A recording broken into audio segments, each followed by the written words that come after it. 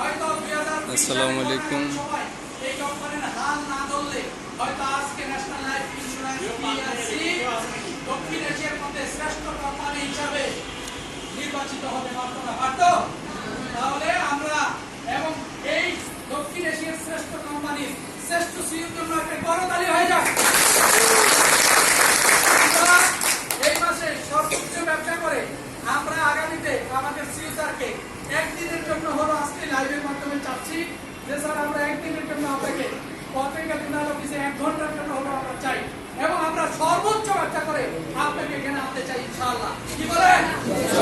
ইনশাআল্লাহ। আল্লাহ তাআলা যেন আমাদেরকে তৌফিক দান করেন এবং আমাদের চট্টগ্রামের এরিয়া বদলের জন্য আমরা